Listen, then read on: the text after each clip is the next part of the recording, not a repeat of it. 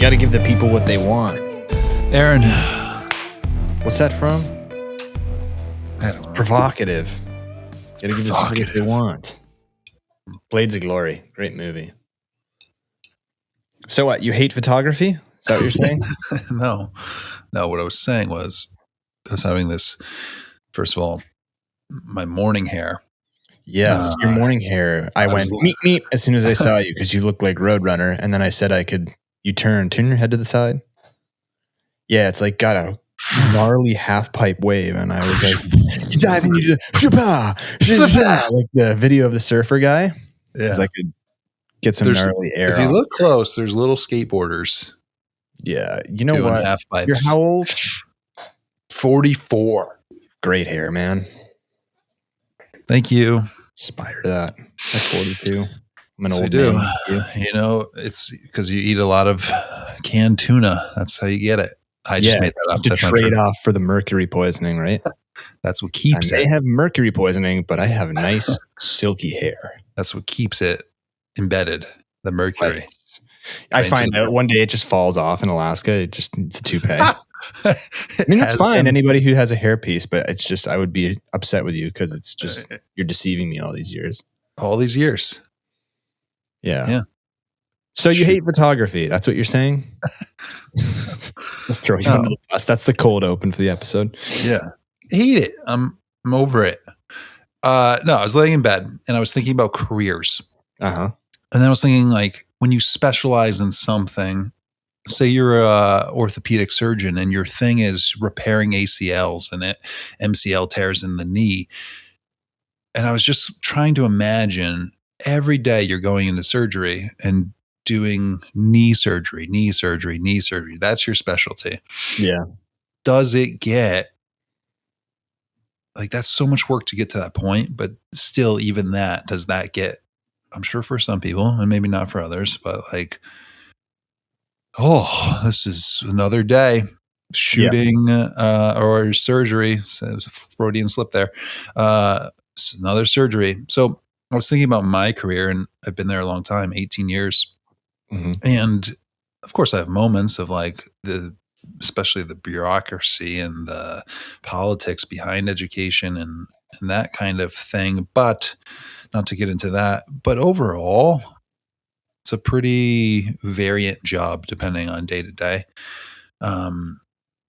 And then I further went down the rabbit hole to photography. And as I've been getting a few more commercial gigs and things like that, where you are stuck to guidelines, you're stuck to deliverables, you're stuck to timelines, it can get just a little like, I'm feeling a tad burnt out. Like I don't want to do the things that I love with photography because I'm just busy doing enough of the things that do financially help me. And that's a great thing. And that's very cool. But at the same time, it kind of zaps the passion from the other stuff. So I was imagining, a lot of people have like the dream of quitting the 9-to-5 and doing this all the time. And I was like, I don't know that mentally that would be the right just decision for me. And I was just going down this path as like we're recording. And then afterwards I have a lot of deliverables I have to like get going on before we go to Alaska. And it's forced in a sense.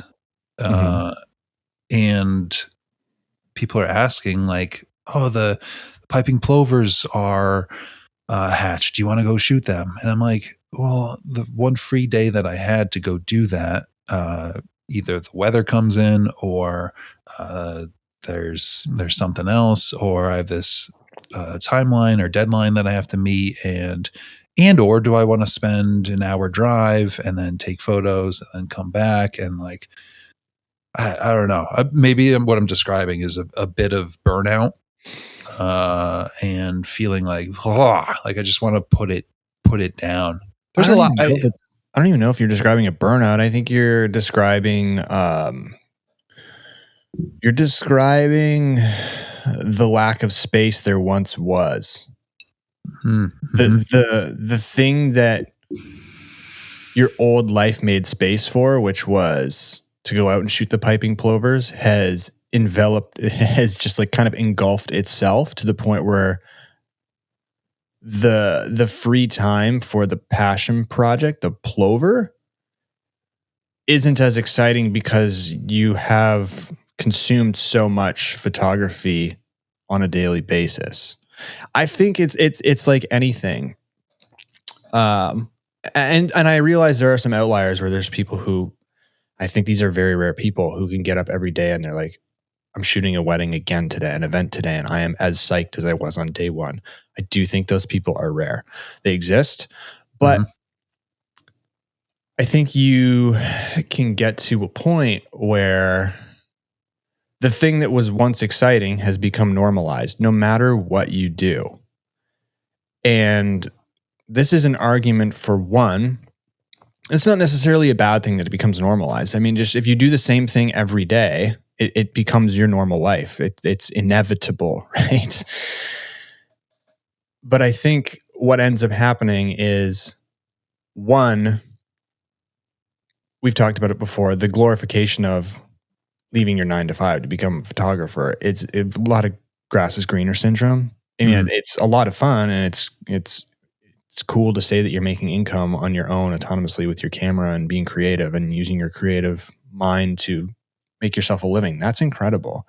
But the marketing, the being your own accountant, all that stuff, the scheduling, that doesn't get shown in that hype reel that you see 50 times a day of people who are like, I left my 9 to 5 and I'm traveling in Iceland and stuff like that. Like, you don't get all that. And that's not necessarily fun. The other thing too, I've come to realize is that no matter what I pick, like I've said, to go all in on, let's say, it's going to get to a point where it feels routine or normalized, like I've said. And in those moments, now what I've found, especially I'm talking about photography, that has been helpful is accepting that moments that used to be exciting are now are more often mundane, or maybe not even mundane, but just expected or regular. And to really embrace the small moments of variety within those routine days where something interesting happened, or there was that one photo that was really cool or different. Maybe in your job as a counselor, it's, oh, I had a breakthrough with that kid today, and this reminds me why I do this, despite how I feel like this has just become a regular part of life. Yeah, that makes a lot of sense. And you do have those moments. It also makes me think of like return on investment in terms of time and moments. And I think the difference is in, I don't know, that excitement period. You can even tie in like how social media responded to photography versus how it does now. You can tie in a lot of different variables to the whole picture of excitement around it, especially being the new phase. Kind of reminds me too, speaking of return on investment, is I remember this very distinct moment in 8th grade. I played piano from the moment I could read. That's when the teacher said we could start with my parents, to 8th grade. So that was about from 6 to 14. I think I ended up quitting in 9th grade, beginning of 9th grade. So about 8 years, 9 years of piano. And I got to a very good point, especially for a 14-year-old, where I was like, I was playing classical pieces. I was doing these concerts. I was playing Chopin. Not to toot my own horn, but I was a 14-year-old. It wasn't anything like amazing or special, like crazy special, but I got to a really cool part or point. And the teacher said, hey, you're great, but you're topping out. You're practicing an hour a day, which I was. Like, it was mandatory. I was practicing an hour a day piano. She's like, I really need you to start to practice 2 hours a day if we want to improve. And I was like, I'm all set. I don't need that.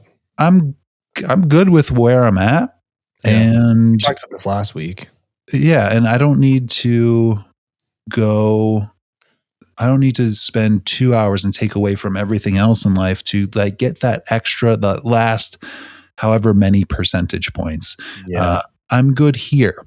And I think there's a little bit of like the striving to get to a really admirable point. And I think if I were out of my own body and like looking at my body of work in terms of like what I've accomplished, I'd be like, oh, he did a good job. He did a good job. He's not Golf club? yeah, golf clap.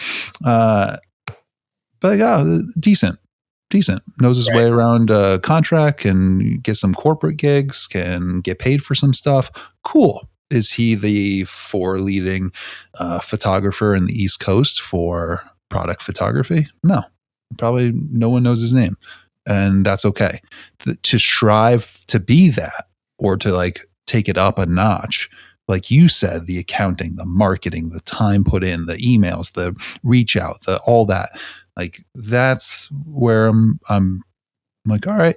Yeah, I mean, eventually, I guess you could hire those people, but when you're starting, I know we have a lot of I'm beginners like, listening. it's at a good place. So that's also just part of it where it's like, all right, yeah, that was fun. Now I want to get back to like enjoying it.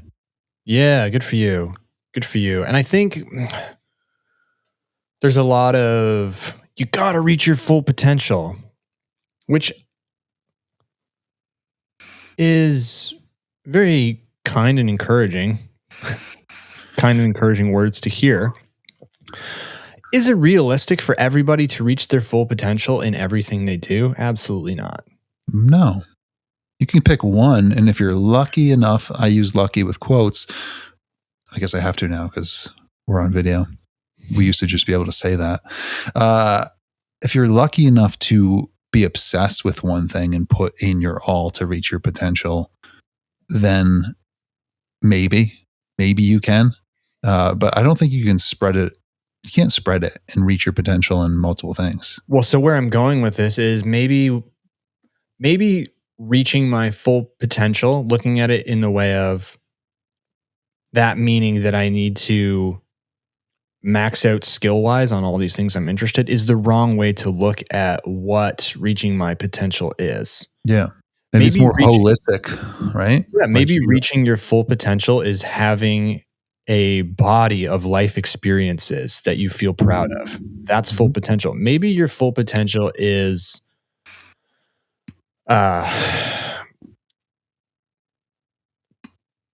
having consistent forward momentum if you're somebody who used to lie around all day. You know, I think we need to start looking at what is full potential in a different way rather than thinking it's maxing out on skill or maxing out on income, because it's not feasible to, like I said, master every single thing. And if that's your metric, then nobody reaches their full potential. And if you want to keep that as your metric or your definition, then you probably won't ever reach your full potential, because you do have the ability. In your piano example, you do have you had the ability to keep going and never stop. Ever. Never. But that's not necessarily the life you wanted to live. Now, does that mean you're incapable of reaching your full potential? No, it depends on how you define it. Right. If, again, zooming out, if someone said, hey, this person reached their full potential at piano, that's all they do. That's their identity. That's what they do. They can't throw a baseball for the life of them. They have no idea how to go fishing. They have no idea how to use a camera. They have no idea how to swing a golf club. They have no idea how to hike or even communicate or emotionally connect with someone. They are really great at piano. That's their thing. They reach their full potential. You could argue, well, I feel like there's a lot of holes there in life experience potentially, or maybe their life is entirely fulfilled. That's why I think having this one definition of what is full potential is completely and utterly ridiculous. Yeah. So when I hear that, I used to hear that phrase and be like, oh, like, that's exciting. Let's reach our full potential. Now I think it's just plain silly. Yeah, and I think too with a lot of things, you touched upon this. There's a shiny cover to it, right? Like, let me. I like cabin photography. I find it challenging. I find it interesting. Do I on the surface, like I like it. I like that vision. We had Ethan Bitts on, like we had Dirt and Glass on. They made careers out of doing this week after week after week after week, moving, going here, photographing, videoing. Like that's one thing.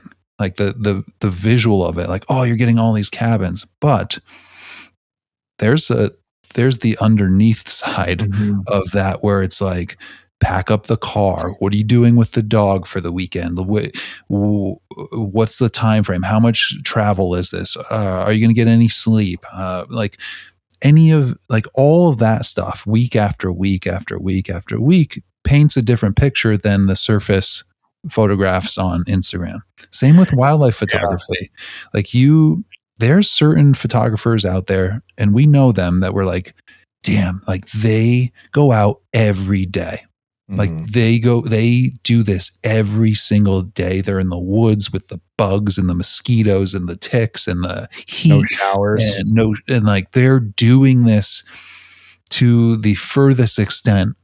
And if I'm being honest, I'm like, I don't know if I want to do that bad.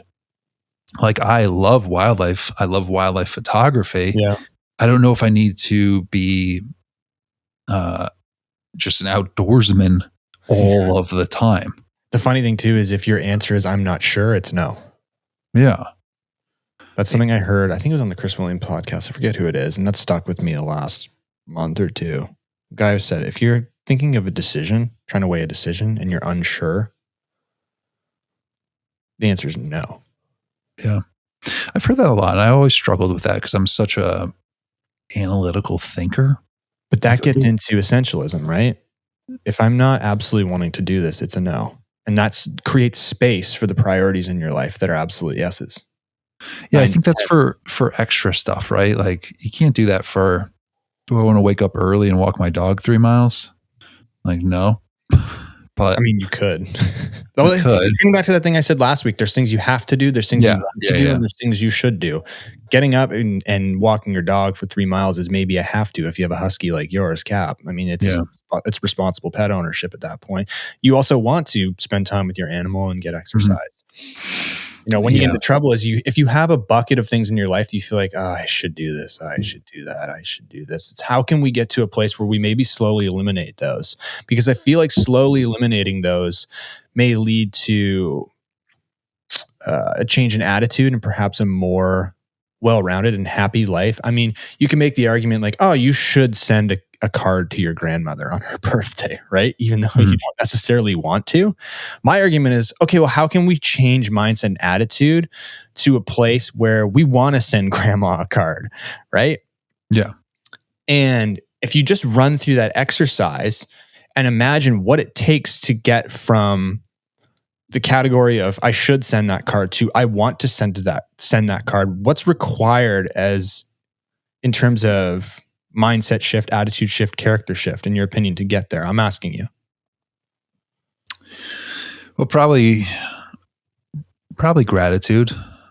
Yes. And I have a grandmother that loves me and I love her. And you can start to realize all these things that you wouldn't otherwise have if you just leave it in the should box. I should do this. I should do this. Because that's autopilot, right? That's I'm not living life my way. I have a list of my life is just a list of tasks, essentially, if your should bucket is massive. So, have to and want to, I've started to try and categorize my life that way. What do I want to do? What do I have to do? How can I eliminate the shoulds? And that naturally has allowed me to start feeling like I can really place focus on 8s, 9s, and 10s on the priority scale in my life and be totally cool with saying, nah, not doing that. Not going to that party. Don't want to do that. Yeah. And it's nice because then you start to get to a place where less is more. Yeah. Yeah. And I think, and that's what I was thinking of, is like keeping it enjoyable by not, Photography? yeah, Okay. to get back to it, keeping it enjoyable by not overextending and getting to a place where you're like, I don't really want to do that thing, but now I'm doing it. Now it's booked up.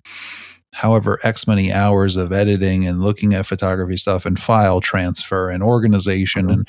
and all these things, where then you have this opportunity to do something you really enjoy. Like I and Mike Neutrino is going to make fun of me, but I really enjoy seeing those plovers being born and waddling around. Like Why is it's Mike a, gonna make fun of you? Does he think they're he lame? just, yeah, he thinks plovers are lame, This is the along with same guy who thinks shooting snowy snowy owls owls is is lame. lame. He's too cool for Everything's lame. snowy owls. It's too cool for school. Uh, but leaving the room to feel like, oh, like I want to go do that thing, even though it's Yeah. not paid. It's not financially good for me in a sense. But those are the things that are enjoyable and wanting to be able to pick up the camera. I gotta say, what's been nice is having our yearly trips has been a nice sort of bookmark for that. I think it That brings you back to your roots. Like, this is why I started. I think it's important we have exercises like that. And yeah. we place those in our calendar if we're living busy lives to get back to a place. So this is bringing me back to my roots of why I fell in love with this thing in the beginning. Yeah. And you have to be away from home. You have to be away from the corporate stuff that you might be doing. In my case, the product shoots, the whatever. Like, I'm on vacation. So now my job for 7 days is to sleep, eat, and drive around and see nature, photography, be with people. Like, that's it. That's Yeah, it. and those are the things you want to do, and in that instance, the things you have to do are make sure that the people who have paid for it are having an amazing time. Yes. So, like, there's no should there. Yep. Yeah. There's no I should in that experience, and that's why I feel like it's perhaps extremely fulfilling. Yeah. Sometimes I'm Right? like, I should start cleaning these dishes on those trips, but I don't want to. So Seth said I should say no. Yeah, fortunately, we don't cook in the lodging anymore. We go out, but Yeah, we I used was to. going to say this is a great experience. This is what you've described. You've described reaching your threshold, which is excellent because now you know how far you want to go and what you don't want to go beyond in terms of effort. And that doesn't make you lazy. That No. doesn't make you, like I said, not willing to reach full potential in a different definition. It makes you self-aware. It makes you, this is what I'm sat. This is a skill level or this is an income level with my camera that I'm satisfied being at. I have another career that I can round out those bills I have to pay. Mm-hmm. And I can allow for space to do the photo projects that I enjoy, regardless of whether they make me money or not. I think what often ends up happening, and where you do get people who throw the camera off a balcony and they're done with the whole thing, is they go beyond the threshold that you've described. They don't identify it. They don't name it. They don't say, "Hey, like I'm feeling like I'm at my limit with." In terms of this losing its level of fun. They go beyond that because they feel like it's something they should do, as a professional, right? Yeah. And it becomes too much and you fall out of love with the thing, and that's really sad. You touched upon this with the grandmother analogy, and it's, should I send her a birthday card? Let's start with the gut reaction. Ugh, I don't feel like going to I don't feel like doing this. In place of what? Like watching TV, hanging out, eating snacks, going for a walk, like in place of what? And then I think working on mindset, like how do you get to a point where you want to?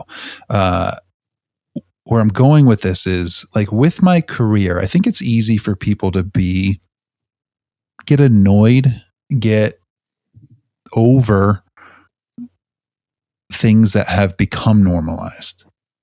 What do you mean? Look, so I've been in my career for 18 years. It'd be really easy for me to wake up and find the negatives every morning and go like, I don't want to go to work. This sucks. I don't like these people, certain people. I don't want to deal with these parents. Like whatever negatives there are, Right. I could find them every single morning before I step into it.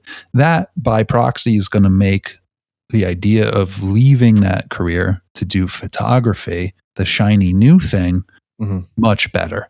But if I could change my mindset about the thing that's kind of annoying me and make it more shiny, it makes, I feel like, things more enjoyable and more realistic, where it's like, okay, I love my career. It's very stable. It's very solid. I get a reoccurring paycheck. I get time off. I influence kids and have a good influence on them, hopefully. Like there's a lot of good things about this. I can consistently support my family and son. Yeah, all that stuff. So if I wake up and think that, there's not as much of a push or pressure or need to find something better or something.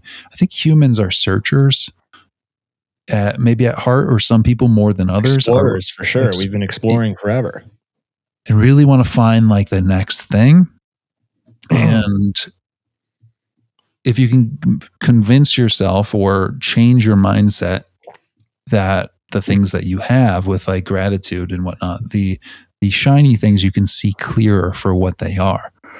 And meaning that, like, no, I'm happy with my career. I'm not going to make a push to do photography full time because I got a taste of it and I have a more realistic vision of what that is full time. And I don't know if that's any better than what I'm doing right now. Right. So you had brought up the send your grandmother a card analogy before you went into that. Were you just segueing into that, or did you have more to say on how to get to that place?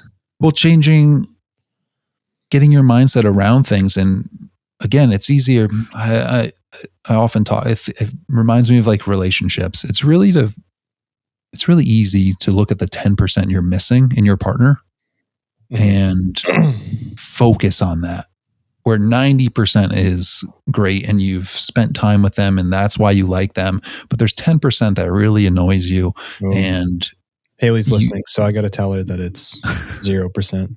12.5%. You've done the math. She's smiling in the car listening on her way to work. Yeah, not for you guys. You guys are 100%. But she might have 10% of B, but I don't know. At least, Haley, at least. No. But some people can get stuck on not focusing on the 90%, but focusing on the 10%. And then start looking elsewhere to fill in that 10%, but forgetting about the 90% that's wonderful. Right. So I think the grandmother analogy is like, I'm complaining about showing someone that's shown me so much good in my life, getting a card for their birthday, like they just turned 90. Like that's a pretty good accomplishment. And I'm being a baby about it. Like I need to reassess, not get mad at yourself, not beat yourself up over it, not feel guilty about it. You're allowed to have feelings, but kind of reassess and just say like, well, let's reevaluate this. Let's do the math again. Let's second check this math and then get to a place where it's like, okay, I'm totally good going to get a birthday card. Yeah. I'm excited. I want to do this now. Yeah. If you catch yourself in daily life saying, I should do this thing, and you work through, you go, oh, okay, here's the thing that I just realized I should do. And you work through, okay, now I want to get to how to want to do this. Or even to a place where I have to do this as a second choice. If you do that so many times, you're immersing yourself in the process of building certain characteristics and attitude that's required to be able to do that. And those are good things. Gratitude. I'm so thankful. Like you said, I have great memories of my grandmother, and she loves me, and I love her. There's a lot of people who don't have. Like, I've never met my grandparents. I didn't. You're talking to someone right now who never met their grandparents. I've never had that experience. Really? No. They died before I was born. Actually, one died when I was 2, and their other 3 died before I was born. It's like, I would love to be able to send a card to a grandmother. Yeah. I've never had that experience. So there's people like that. I'm not saying, cry for me. I'm just saying, like, there's people out there who aren't and never have or never will have the experiences that you have. Mm-hmm. So you can sort of develop some gratitude in that. All I'm trying to say is, when you go from should to want, you're forced to develop positive mindset. And if you do it enough times, it becomes immersion, and it can become a part of your daily life and how you operate. And I think when you operate that way, you'll find much more joy naturally, is how I'm trying to say this. I like it. This is therapy, because this is what happens. Now through talk, I've come to some conclusions or thoughts that I wasn't thinking. So the have, should, or want, I guess if I could sum it up, is I don't want the photography thing to be, I have to go do this. I'd rather keep it at the I want to. Okay, so what's required to do that based on where you are at right now as point A? What's required to get to point B? And I'll say a caveat. Sometimes I feel like a should for me is okay. Like, I should do this, because sometimes there's fear that doesn't want me to do something that's extra or beyond, or taking video in a way that I've never done. We talked about the 2 camera videos, never done it. I could have easily backed out of that and been like, find someone else to do that. But there's a should there sometimes that pushes you. And I would argue with you. I would say deep down there's maybe a want to learn and to do something new. A should and want that are married. Okay, well then I feel like you're halfway there. Yeah, I agree. I don't want this to be dogma that you should kill all the shoulds in your life, but I think the exercise is useful. Yeah, I do too. So what's that look like? You said, I think it's giving it space, not being the 100% of life, not becoming just that. Reach your potential in this. Reaching my potential in photography would mean quitting my job. Absolutely, it would. If your metric is revenue or number, it would also have to be. If like that's my life, it would have to be, unless I'm a trust fund baby, which I'm not. Yeah, I mean, you could quit your job and just shoot wildlife all day and make less. Close to zero, I would think. Close to zero. Not true. You'd just run a ton of trips. Yeah. You'd guide. You could go get your guiding license. Yeah, perhaps. Wilderness first aid. Like, there's a way. Yeah, there's a way. But yeah, keeping it into a want thing. I got an email last night from my website, which is rare, but someone asking about cabin photography. And my initial response, I think a couple of years ago, would be like, oh, they're reaching out, like, let's make this work. Yeah, let's do it. It's interesting, the difference in just sort of response. Do I want to do this? Yeah, like, how far is your cabin? Yeah, let me see it. You. What kind of money are we talking about? Like, is this going to be worth it? Like, I'm not in the business of doing huge favors anymore. Occasionally I will, but yeah, that kind of thing. Like, this is my summertime. This is time where I want to do a bunch of things. Like, it has to be I want to for this versus I need to do this. I need every opportunity to do this and build my portfolio and prove that I can be out there and all that stuff. Yeah. So if you're a beginner 2 years ago, right now you're saying, I'm assessing if I want to do this based on where I'm at in life and my current needs. 2 years ago, you was perhaps, I have to take this, or I would like to take this because it will be a portfolio expander. Yeah. Now you've built the portfolio. So I guess, like, my point being here is based on where you are, I think, in your photography journey is going to dictate where an email like that, which bucket it lands in, the have, should, or want. Because if you're just starting out, you're excited, you probably want to do it. You probably realize that maybe there's a little bit I should do this because, or like I have to do this if I want to build a portfolio. I mean, you don't have to say yes to anything, review terms and get paid fairly, etc. But it's just a different mindset, I feel like, at that point when you're building something and when there's that huge excitement, that huge honeymoon phase. And go ahead. Okay.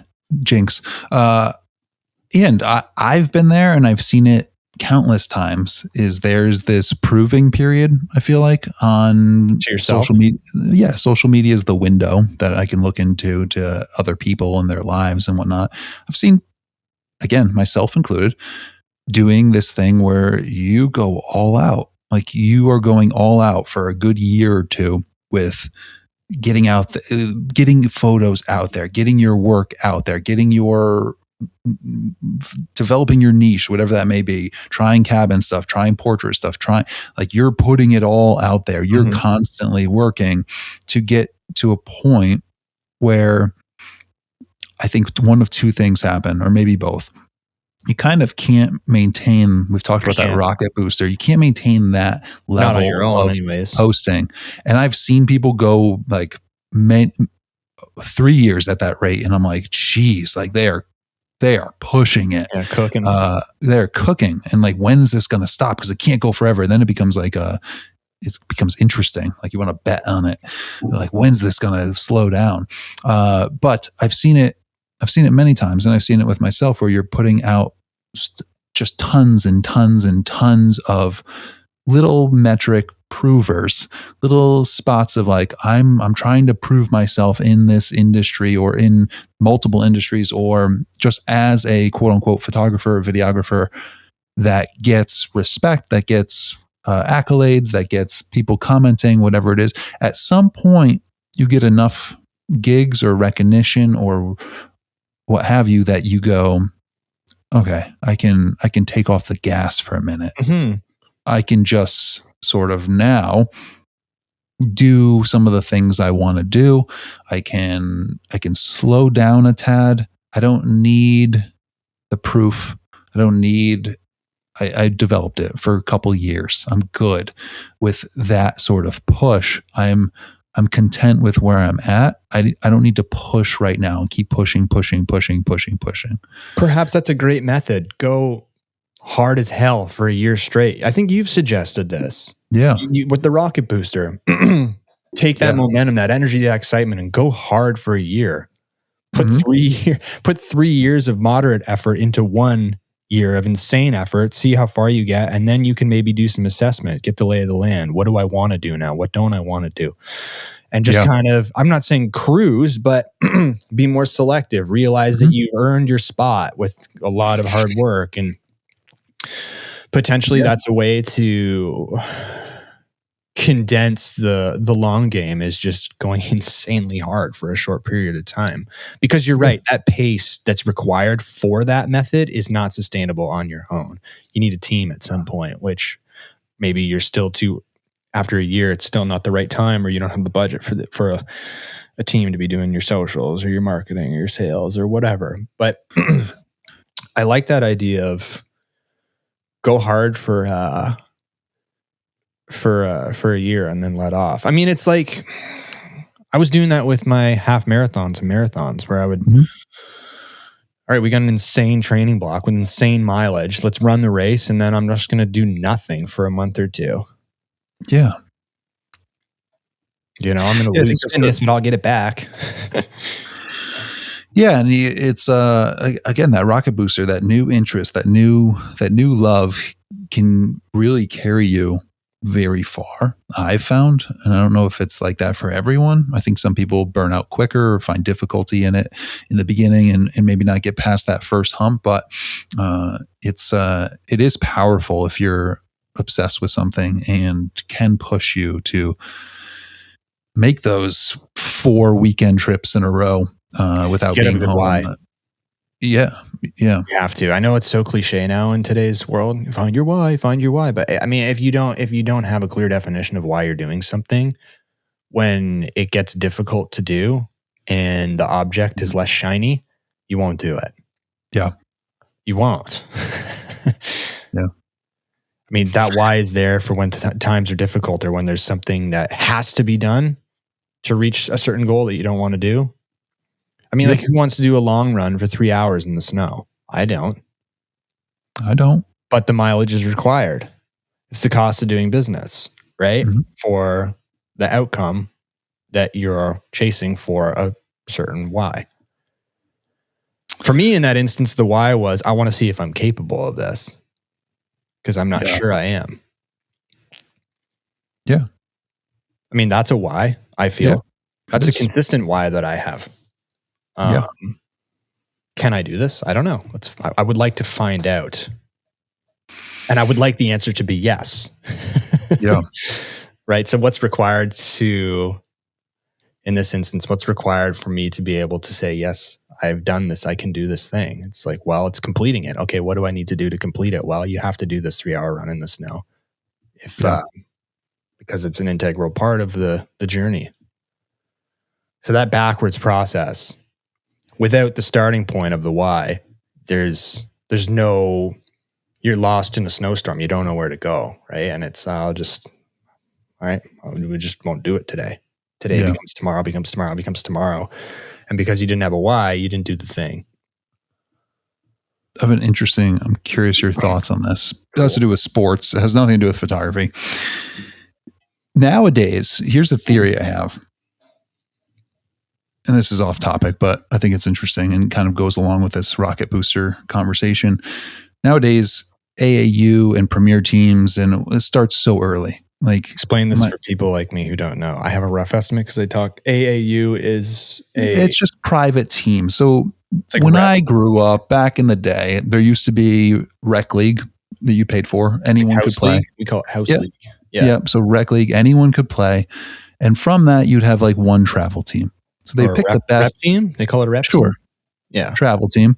So meaning the best couple of players, let's call it basketball, the best 12 players or so now are on this other team that would go to different towns and represent your town to play the other town's best team. Yeah. It's like the one thing that there is. Sports started late. I played sports in high school.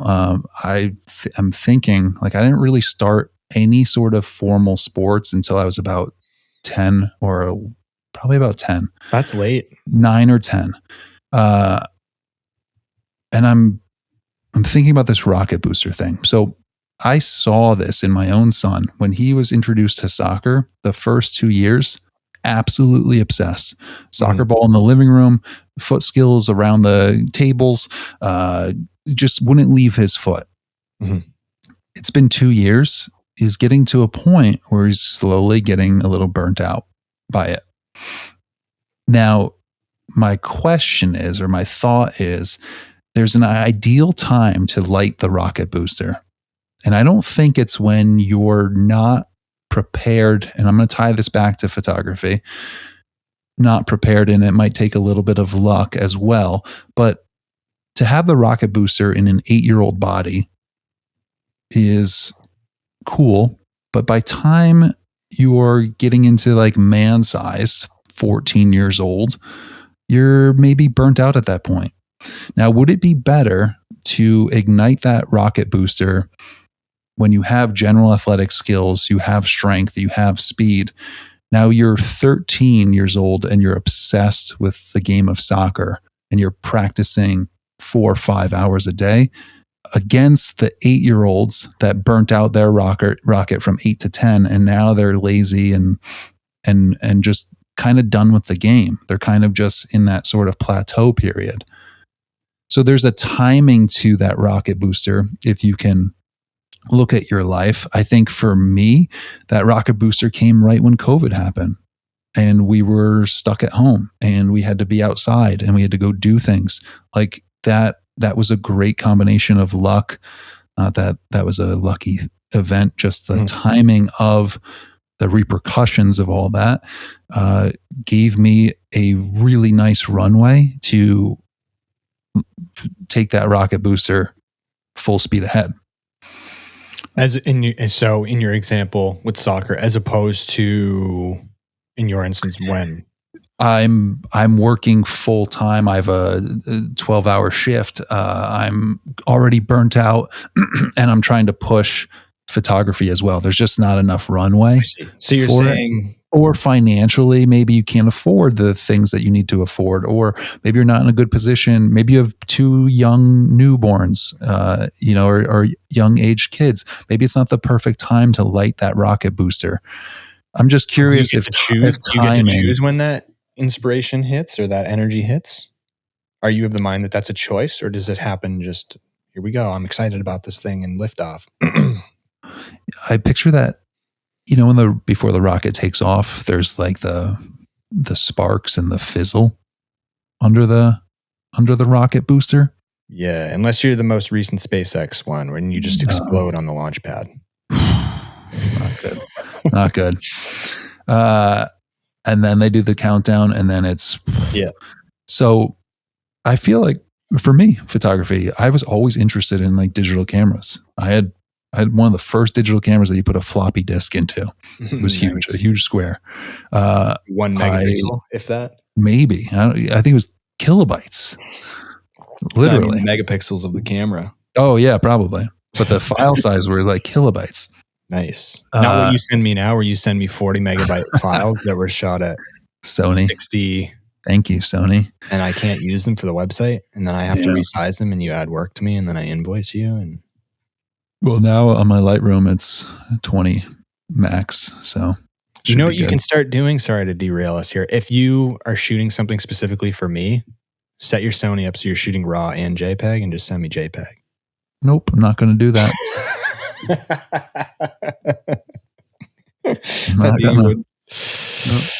Anyways, continue. I did change my export settings though, for your sake. Thank God. Anywho, yeah, the timing of it, I think you can control maybe a little bit of like, I've always had an interest in this, but I've never really dove in. I've always kind of liked photography, but now's the time to dive in. Maybe now I'm going to get hooked. Maybe there's a fuse lighter that gets you going. Maybe it's someone in like my case that was like, you have a great eye, you should do this more. And that was enough for me to go, okay, maybe I will. Was it your mother that told you that? No, it was like a friend of a friend at a party. It was strange. Someone I didn't know, but thanks. I'm a natural. I was your Thank you. Right? Yeah. She's like, do you have an Instagram? I was like, I do not, but I'm now I will. Now I'm gonna. Yeah. And the rest is history. It's funny how just little compliments can go, oh, maybe it's, I want to avoid saying naturally inclined, but maybe there's something to this. Maybe this is something worth exploring. Compliments? Yeah, just... And how they fuel? Yeah. Absolutely. Which is an argument for, I think, why it's important when appropriate to give genuine compliments, because you never know what that does for someone. And I say genuine because, I think there is a lot of fluff in today's world.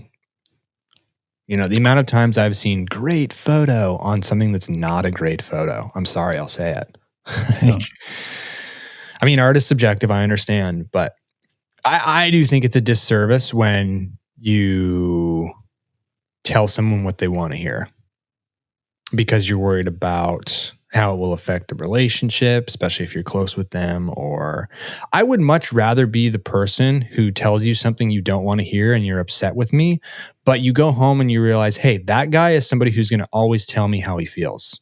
So when he does tell me that this is great, not that, my opinion is holy or anything, I'm just saying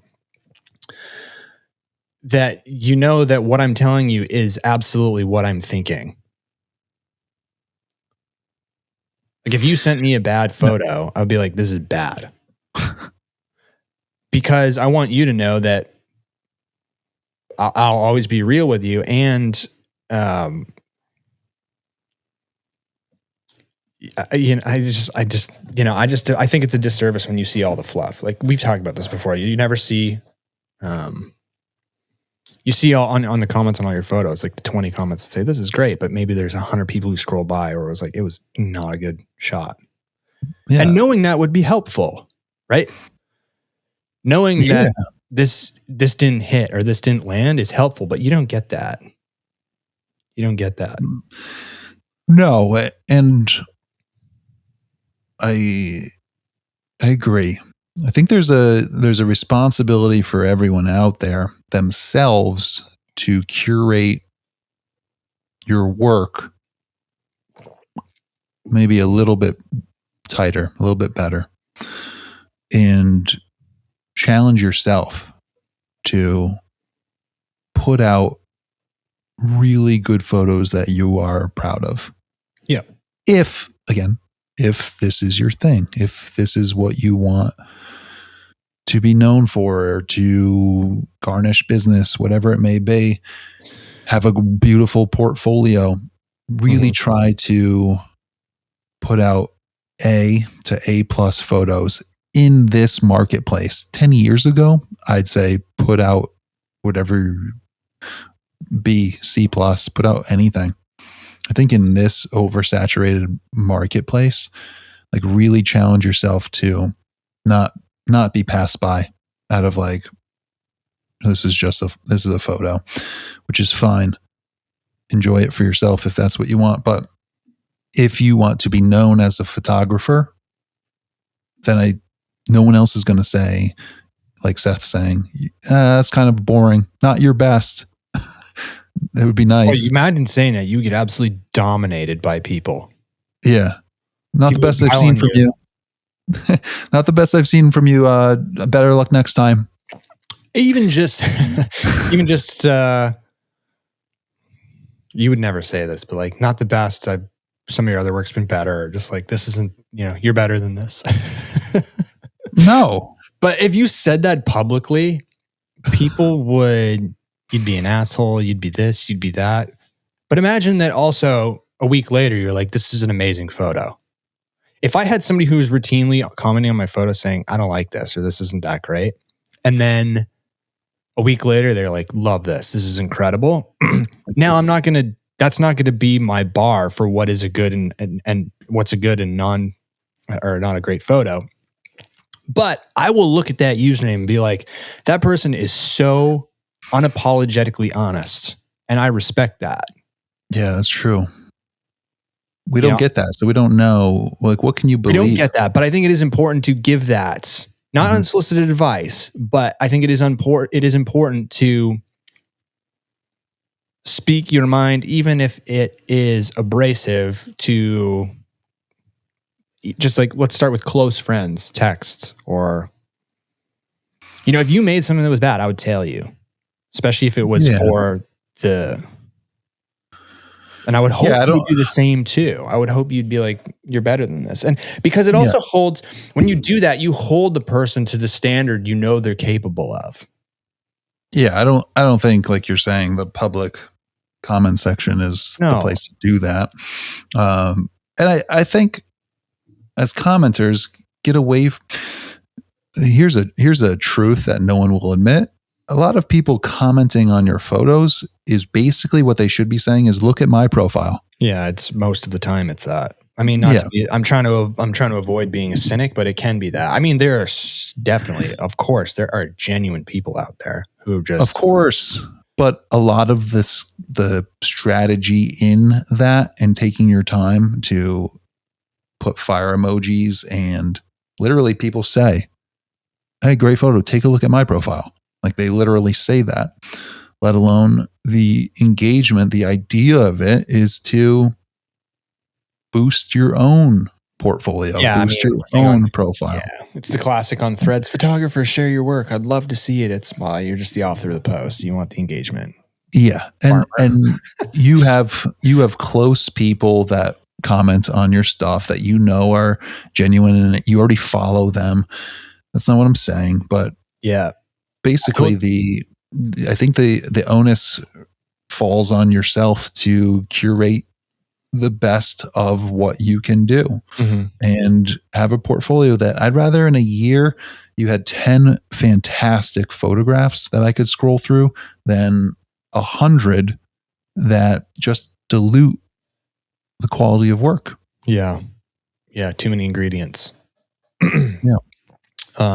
My favorite comment I don't know how we got here, but we did. I don't know. My favorite comment is, "This is a good photo," period. I routinely say that. Yeah. Maybe I should have my personality. I don't know, is my digital personality, textual, is not made for the social media world, which I've come to understand. I like Nooch's comments. His captions. His comments. When he likes a photo, he just says something horribly mean. Yes. And you're like, he liked it. Yeah, he liked it. He wished he had this. Or he'll write sick. Yeah. Yeah. Like, oh, I got the Nooch stamp. Yeah. Right on. He really likes it if he's mean. Yes. So, if he's mean to you, then it's a great photo in his eyes. If he makes fun of like nice caption idiot instead of talk about the photo, he really liked the photo. That's perfect. Yeah. Yeah. Or like, I remember I made a thumbnail for the YouTube, and I like trying different styles. I like lo-fi. I like making the graphics that are really intricate. But I did one that was like low quality on purpose, where it was just, like a cutout of me, just a gray background with like Arial font, like really, really low quality, but just not a lot of bevels and edges, we'll say. Yeah. Yeah. And he was sick quality. And I was like, thanks. But you know what? So like in that instance, he genuinely was, because he's somebody clearly who values like detail and intricate, like digital masonry. And so he just like, that's not his style. And he let me know that it's not his style. And you know what? But so I literally laughed, because I'm like, whatever. It'd be so easy. It's so easy in this day's world. Oh, you're so mean to me. Blah, I'm going to post a screenshot of how mean he was to me and share it on Threads, and all the photographers are going to gang up on him. Like, like, let's relax. Let's not be so soft. Come on. This space. I saw a space that it was, or a comment in Threads. It was like talking about this and unsolicited advice. And the person was like, I'm paraphrasing, somewhat along the lines of like, oh, this person came into your space. And I was like, it's not your space. Like, this is, everybody is a part of this. Everyone's kind of free to say, everyone is free to say what they want. This is my opinion. That doesn't mean they're free of the consequences of it, but everyone is free to say and do as they please. And whether there's backlash or consequences for that is a different story. But in the case of Nooch saying like, oh, like he was essentially saying like, this is terrible, I don't like it. Going back to what I was saying, I know now when he writes sick, or if I go and talk to him, I know no matter what he says, it's the truth. Yeah. It is how he feels. Whether you like it or hate it, you know that is what he's thinking. And I like that. I personally like that. I don't know if everyone can handle that, but I think we should get to a place where we can maybe handle that and not be so, have an unsolicited advice DM or a comment derail our day. I mean, have we gotten so fragile? I think yes. To answer, I just think it's the environment of it where you get. I'm not sure I've gotten maybe one or two sort of like negative or like who asked you comments out of I don't know how many in 5 years. Thousands of positive stuff. I think we've said it before, and this is a whole different episode. I think photography is one of the, here's a strong opinion here. It's one of the easiest skills to become pretty good at. Nice. I would agree. And there's a lot of people out there that are good at photography. And compared to other skills, it's held up. It's like, you're an amazing pianist, you're an amazing photographer, you're an amazing golfer, you're an amazing mathematician, you're an amazing surgeon. It's held up with the same weight, but I would argue it's way easier than almost anything else to be very good at it. Relatively good compared to the best. Yeah. So we have this like insanely inflated ego right from the start. There's a quick success rate. There's a really fast success rate. Especially with good tech now. The mirrorless autofocus. I can't pick up the didgeridoo and like as fast become recognized online for my musical skills with the didgeridoo. Yeah, so you should didgeridoo. I should definitely didgeridoo. Someone can't pick up piano or guitar and just get to a place where in a couple of months people are like, holy great solo. Yeah. There's this hit the note with the camera pretty quick. Great. Write that one down. Yeah. You really can. And I think people get like a little bit like, look how great I am. Like they get this false sense of superiority. Yeah, you get Dunning-Krugered pretty hard. Because then you do start to realize, okay, there's a lot of small intricacies that do take you to the next level beyond that. Absolutely. If you get that far, then your confidence in how skilled you are does dip before ascending gradually over a period of time. In this environment of this is great, this is best photo I've seen all day. That's all you get. You're not, most people are not submitting into contests and losing. Most people are not paying to submit into contests and losing money. They're not getting actual feedback of like, this isn't the best photo I've seen all day. Right? You just get this sort of, hey, this photo is pretty good. I have amazing equipment. I did a little bit of editing and I'm getting all this recognition for this photo. Mm-hmm. Feels really good. I'm gonna keep going with it. I think it's wonderful. I think there's a lot of places you can take it. I think there's a lot of intricacies you can go with it. It's people that track Milky Ways and do astrology. Astronomy. Thank you. Unbelievable stuff and technicals and science involved in it. Absolutely. There's all these avenues that you can dig really deep, but on a surface level, you can be pretty darn good, pretty darn quick and feel like, whoa, I just learned this tough skill that's equal to learning piano in 2 months. Mm-hmm. I'm pretty amazing. I'm a savant.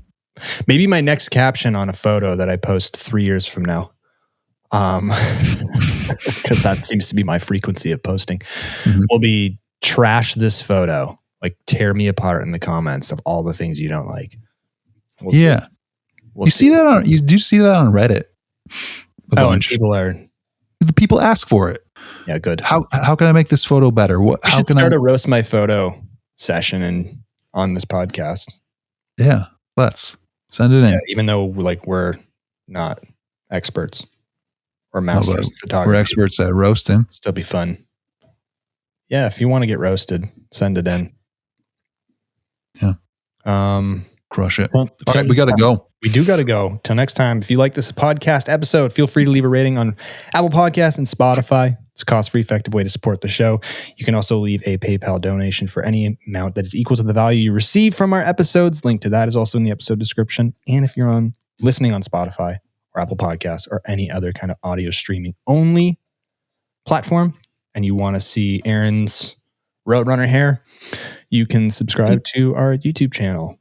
And that's all I got for today. Thanks, man. Hey, thank you.